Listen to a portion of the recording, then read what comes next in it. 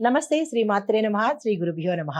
క్రోధినామ సంవత్సరం దక్షిణాయనం హేమంత ఋతువు డిసెంబర్ నెల 24 2024 సంవత్సరము మంగళవారం నాడు పంచాంగం ప్రకారము సూర్యోదయ సమయము ఉదయం 6:46 సూర్యాస్తమ సమయము సాయంత్రం 5:44 వరకు.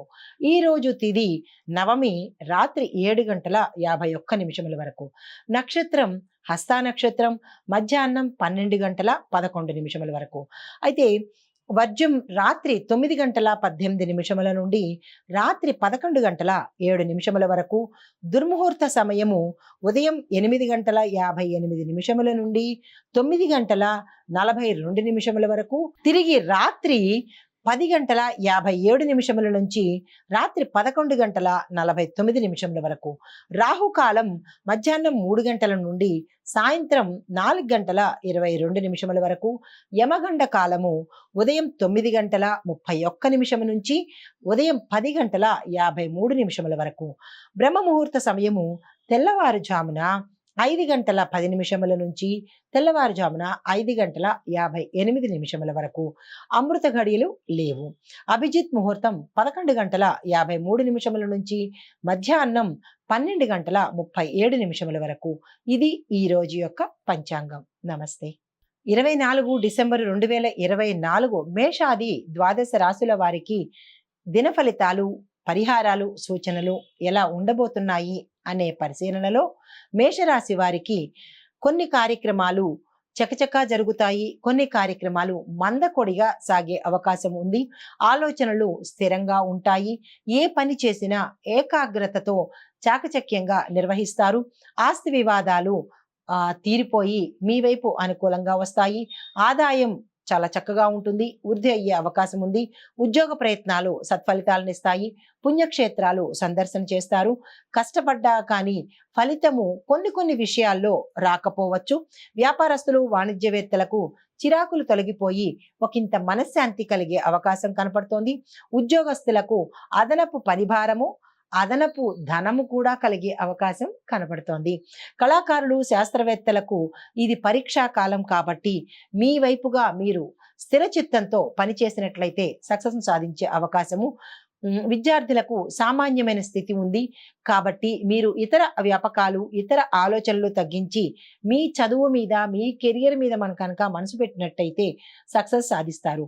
లేదు అంటే వెనకపడే అవకాశం ఉంది. ఎవరినో ఉద్ధరించాలి అనుకుని మిమ్మల్ని మీరు నష్టపరుచుకోవద్దు అని చెప్పదగిన సూచన. అయితే మహిళలకు కుటుంబంలో సమస్యలు, చిరాకులు, ఒత్తిడులు కలిగే అవకాశం ఉంది. ఆరోగ్యం పట్ల జాగ్రత్త వహించండి. మీకు అనుకూలమైన రంగులు ఎరుపు, గులాబీ, తెలుపు వర్ణములు. మీకు ప్రతికూలత కలిగించే రంగు నలుపు, నీలము కాబట్టి ఆ రంగు వస్త్రాలను మీరు ధరించకండి. అయితే మీరు దర్శించవలసిన ఆలయాలు నవగ్రహ ఆలయాలతో పాటు శివాలయం దర్శించండి. అది కూడా మాకు దగ్గరలో లేదు అని అనుకున్న వాళ్ళు ఏదైనా అమ్మవారి ఆలయం దర్శనం చేసి అక్కడ మీ వంతుగా ఏదైనా పూజ చేయించుకున్నట్టయితే సానుకూలమైన ఫలితాలు పొందే అవకాశం కనపడుతోంది. ఇది ఈ రాశి వారికి చెప్పదగిన ఫలితము, పరిహారాలు. నమస్తే. తదుపరి రాశి వృషభ రాశి. ఈ రాశి వారికి ఆకస్మిక ప్రయాణాలు, ఆర్థిక ఇబ్బందులు, బంధువులతో వివాదాలు, చెవికి సంబంధించినటువంటి రుగ్మతలు కలిగే అవకాశం ఉంది. ఆరోగ్యం పట్ల జాగ్రత్త చూసుకోండి. వ్యాపారాలు మందగించే అవకాశం కనపడుతోంది. ఉద్యోగాల్లో ఒత్తిడులు, పారిశ్రామిక కళా రంగాల వారికి కొంత అనుకూల సమయం ఉంది. మిగతా రంగాల వారికి మిశ్రమ ఫలితాలు గోచరిస్తున్నాయి. ఈ ఫలితాలు ఈ రాశిలో ఉండే స్త్రీలకు, పురుషులకు, అన్ని రంగాల వాళ్లకు వర్తించే అవకాశం ఉంది.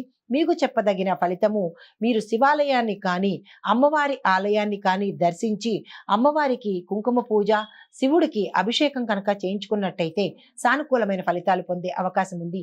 ఈ రాశిలో ఉండే వారికి వివాహం, పురుషులైనా స్త్రీలైనా సరే వివాహం ఆలస్యమవుతున్నా, సంతానం కోసం మీరు ప్రయత్నం చేస్తున్నట్టయితే కనుక సుబ్రహ్మణ్యేశ్వర స్వామి ఆలయం దర్శించి స్వామివారికి అభిషేకం చేసుకున్నట్టయితే కనుక సత్సంతానం కలిగి వివాహం తొందరగా అయ్యే అవకాశం గోచరిస్తోంది.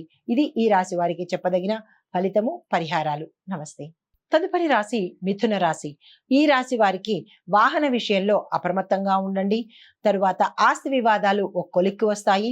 ఆదాయం తగ్గే అవకాశం కనపడుతోంది. అంటే ఎవరికి అంటే వ్యాపారస్తులకు, పారిశ్రామికవేత్తలకు, మిగతా రంగం వాళ్ళకి. ఉద్యోగస్తులకు మాత్రము తటస్థంగానే ఉంటుంది. ఎటువంటి ఫలితాలు గోచరించవు. వ్యాపార విస్తరణ యత్నాలు అంటే ప్రయత్నాలు కనుక మీరు ఏమైనా చేసేటట్టయితే అవి ఫలించవు. కాబట్టి ఈ రోజు మీరు ఆ ప్రయత్నాలు చేయకండి. ఉద్యోగాల్లో కొన్ని మార్పులు వచ్చే అవకాశం ఉంది. కళాకారులకు చిరాకు కలిగే అవకాశము, పారితోషికం దక్కకపోయే అవకాశం కనపడుతోంది. స్త్రీలకు అన్ని రకాలుగా యోగ్యదాయకంగాను లాభదాయకంగాను ఉంది. వివాహ ప్రయత్నాలు ఫలిస్తాయి. సంతాన ప్రయత్నాలు కూడా ఫలించే అవకాశం ఉంది.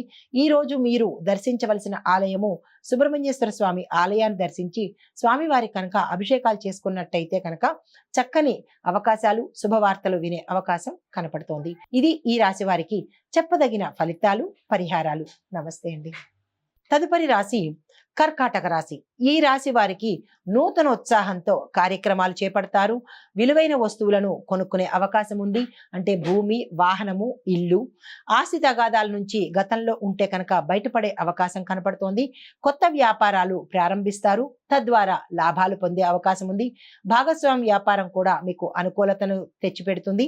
ఉద్యోగస్తులకు సంతోషకరమైన, శుభకరమైన వార్తలు వింటారు. ధనానికి సంబంధించిన లావాదేవీలు ఏవైనా మీకు చక్కగా సరిపోతాయి. ఈరోజు ఆ దిశగా ప్రయత్నం చేయవచ్చు.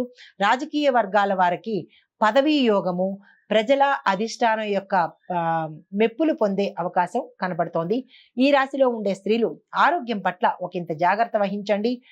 ఈ రాశిలో ఉండే పురుషులకు, స్త్రీలకు కానీ వాహనానికి సంబంధించినటువంటి జాగ్రత్తలు తీసుకోండి.